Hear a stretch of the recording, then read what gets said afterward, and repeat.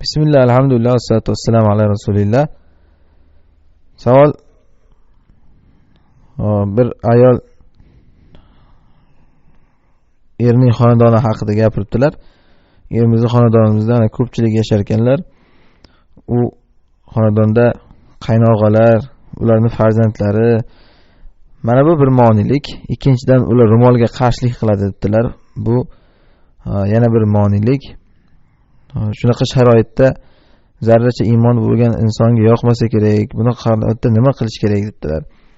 Albatta bu hozir yuqorida aytgandek, bunaqangi qaynog'alar bilan yashash aslida ular bir-biriga ko'rinib, bir-biri bilan shunday ochiq-sochiq bo'lib yurib, ma'lumki shunday bo'ladi, iloji yo'q yurda yashagandan keyin.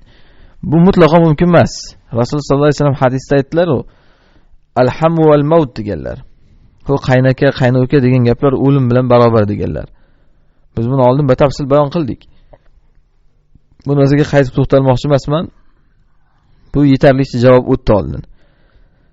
Ikkinchidan, ular ro'moliga qarshilik qilishligi. Ayolning dini o'zishi boshda turgan ro'moli. Eng asosiy dini ayolda o'zi shu. Buni qaraganda bir ayolning muslimaligini qayerdan bilasiz? Shu boshda ro'moli bor yoki yo'qligidan bilasiz. Boshda ro'moli bo'lsa, muslima ayol ekan deyiladi. Shu boshda ro'moli bo'lmasa, hozir shu farq shunaqa bo'lib qolgan. Boshqa narsadan ajratib bo'lmayapti odamlarni. Erkaklar ham go'yoki shunga o'xshab qolgan go'yoki hozirgi kunda. Hamda bir erkakka qarasangiz musulmonlik alomati bo'lsa, shunda ha, mana musulmon ekan deysiz. Biror musulmonlik alomati bo'lmasa, kofirdan farqi bo'lib turmasa, uni unaqa erkaklar bir musulmonligi ham go'yoki alomati qolmaydi. Musulmondir, lekin bunday qaraganda alomati qolmaydi. Ayolning hijobi nafaqat ayolda o'zin, balki boshqaga ham zarar tegadigan mutaaddi deyiladi, ya'ni boshqaga ham zarari tegadigan gunoh bu. Shuning uchun men xohlasam qilaman, xohlasam qilmayman emas. Boshqaga zarari tegmasligi uchun ham aslida ayol hijob o'rashligi kerak. Ya'ni boshqani fitnalamasligi uchun ham ro'mol o'rashlik kerak. Agar biror kishiga uzr bo'lganda Rasululloh sollallohu alayhi vasallam ayollarga uzr bo'lardi. Ya'ni qalbi tozaligi uchun yoki boshqa degan da'volar bilan birovga uzr bo'lsa, yoki shu darajada o'ranish kerakmi ekan degan gap bo'lsa, Rasululloh sollallohu alayhi vasallam ayollarga bo'lardi. Lekin Rasulullohning ayollari bilan muloqot qilish haqida hattoki Alloh taolo aytdiki: "Va idza sa'altumuhunna mata'an fas'aluhunna min wara'i hijab." Agar ulardan biror narsa so'rasanglar, parda ortidan so'ranglar dedi. Nafaqat u kiygan hijobi, balki shu parda ortidan. Agar ayol shu darajada ma'siyat xonadonida qolgan bo'lsa, la ta'ata li makhluqin fi ma'siyatil xoliq. Birinchidan bilib olinsinki, Allohga osiy bo'linyaptimi, maxluqqa toat qilinmaydi. Kim bo'lishidan qat'iy nazar. Erga ham, qaynog'aga ham, qaynonaga ham, qaynotaga ham, o'zini otasiga ham, o'zini onasiga ham hech kimga toat qilinmaydi. Iymon shunda ko'rinadi. Iymon shunda ko'rinadi. Ya'ni mana bu yerda maxluq bir qarshi bo'lib turadi, Alloh shuni buyurib turadi. Aslida Alloh musulmonlarning boshiga shunaqangi kunni bir ravo ko'radi, ana shuni iymon darajasidan sinashlik uchun. Inson bunda sinib ketmasligi kerak taslim bo'lib. Bir taslim bo'lish, ikkinchi taslim bo'lishga keltirib chiqaradi. Dinda salobatlik turish kerak. Mana sahobiyalardan Ummu Kulsum bint Uqba ibn Abi Muayt qiz bola bo'lgan deyilgan. Otasi Uqba ibn Abi Muayt kofirlarning kattasi, Rasulullohga aziz bergan kofirlarning kattalaridan. Shu qiz musulmon bo'lgan. Keyin otasidan berkinib bir o'zi Makkadan qochib Madinaga hijrat qilaman deb kelgan. Saharo yerlarida bir o'zi qochgan. Qayerga boradi noma'lum. Men chiqaman degan, shu Alloh uchun shu yerdan chiqaman da ketaman degan. Yo'lda Alloh unga bir solih bir insonni muayyo qilib Madinaga yetalab olib kelib qo'yib ketgan. Endi Alloh uchun shu bir narsa qilgan ayolni Alloh zoya qilmaydi hech qachon. Bu orada otasi uni izlab kelgan Madinaga. Bu orada Rasululloh sollallohu alayhi vasallam bilan mushriklar o'rtasida Hudaybiya sulhi bo'lgan. Hudaybiya sulhining shartlaridan biri shu ediki, kimiki Makkadan qochib kelsa, musulmon bo'lsa ham uni qaytarib yuborish kerak edi. Go'yoki hozir mana shu ayolni ham qaytarib olib ketaman deganda otasi kelib ber degan. Alloh oyat nozil qildi shunda.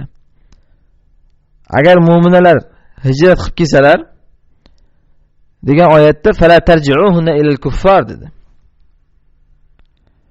Ularni sizlar kofirlarga keyin qaytarib berib yormanglar dedi.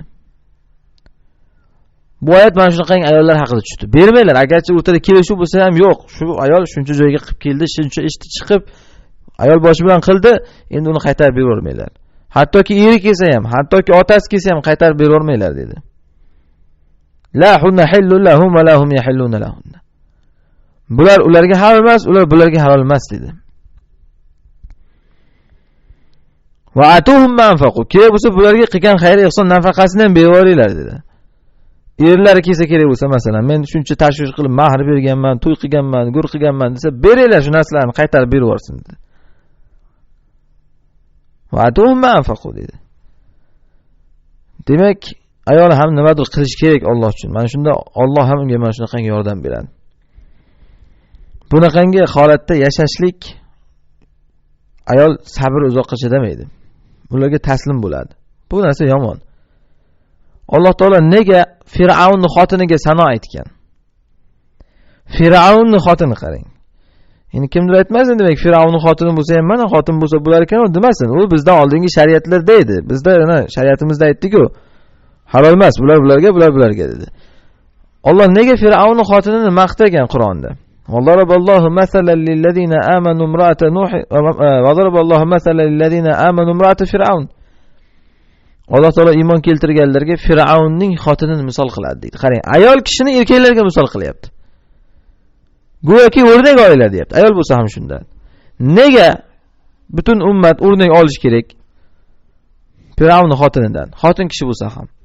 Chunki Fir'avnning xotini aytardiki, "İz qalat Robbi ibni li indaka baytan fil jannah va najjini min fir'auna va amalihi va najjini minal qawmiz zolimin." U duo qilardiki, "Ey Robbim, menga shu jannatda o'zing huzuringdan bir uy bino qilginda, meni Fir'avnning amalidan va Fir'avnning o'zining amalidan va bu zolim qavmlardan meni qutqargin" dedi. Qarang, voz kechishga tayyor degani. Qutqar meni deb yashayapti. Ya'ni meni bu Fir'avndan ham, uni amalidan ham va u zolimlardan ham hammasidan meni qutqargin deb yashagan. Demak, ayol Allohdan qat'iy so'rasa, harakatini qilsa, Alloh zoy qilmaydi uni. To'g'rilashga harakat qilib kurashish kerak. Unda qo'rqmaslik kerak. Oila buziladi degan gapdan. Alloh uchun istasa, u buzilishligida ham kerak bo'lsa yaxshilik bo'ladi. Asan takrahu shay'an va yaj'allohu fihi khayran kaseera degan. Ko'p narsalarni yomon ko'rsanglar ham gohda Alloh uni ko'p yaxshilik qiladi degan. Shariat qurbonlik ustiga qurilgan, shuni biling. Shuning uchun Alloh Ibrohim alayhisolamga o'g'lini qurbonlik qilishni hattoki buyurdi. Qani qiladimi yo'qmi? Shuning uchun Alloh taolo Rasululloh sallallohu alayhi vasallamdan eng shirin vaqtda o'g'lini olib qo'ydi. Shariat qurbonlik ustiga qurilgan. Biz hech qachon nimadandir voz kechmasdan Alloh tuzili bir narsaga erisha olmaymiz. Lekin Alloh rahim zot va'da qildiki, kim agar bir narsani Alloh uchun tark qilsa, Alloh unga shu dunyoda ham yaxshisini ivaz qilib beradi. Ibrohim alayhisalom haqida aytdi mana. Falamma atazalahum va ma ya'buduna min dunillah. Ibrohim otasi va otasi bu Allohning qo'yib sig'inayotgan narsalari, ularni hammasidan voz kechgach, unga biz Ishoqni, uning ortidan Yaqubni berdik, Ismoilni berdik dedi. Bir insondan voz kechgandan keyin shuncha unga ikkita farzand, nabira hammasini payg'ambar qilib berdi. Zurriyat payg'ambar qilib berdi. Hattoki oxirgi payg'ambar Rasul sallallohu alayhi vasallamni ham u kishining zurriyatidan chiqardi. Dunyosida ham demak Alloh xor qilmaydi. Yoki Hojarni qarang mana. Hojar Ibrohim alayhisalomning cho'risi edi. Ibrohim alayhisalom olib kelib Makka ga tashlab ketdilar. Shunda Hojar e'tiroz qilsa bo'ladi, nega bu yerda xotiningiz bilan yashayapsiz-da, meni olib kelib bu sahroga tashlab ketyapsiz? U kishi aytdiki, Alloh sizga shuni buyurdimi dedi. Ha, Alloh buyurdi. Alloh buyurgan bo'lsa men qolaman dedi. Qaytib ko'rmadi ham. Ibrohim alayhisalom qoldi shu sahro yerida.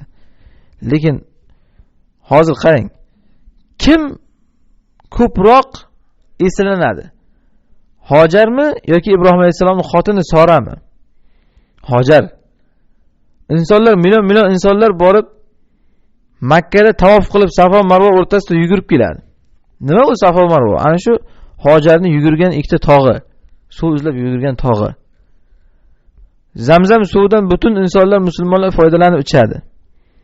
Qayerdan chiqdi? Shu Hojarning bolasi Ismoil alayhisalom oyog'ining ostidan chiqdi. Demak, shu dunyoda ham, har oxiratdan oldin, dunyoda ham Alloh kimni boqiy qoldirdi nomini? Alloh shu nimadandir voz kechgan odamni. Bu dunyodagi arzimas matohdi deb, shuning uchun inson bu narsalarga qarab turmaslik kerak. Men buyurmayman yoki men nasihat qilyapman xolos. Ya'ni oilani buzish yoki boshqa narsaga. Iloji boricha inson qarshi turish kerak. Alloh taolo mu'minlar haqida gapirganda wala yakhafuna fillahi lawmata la'im deydi. Mu'minlar shunday kishilarki, Alloh yo'lida malomatdan qo'rqmaydilar.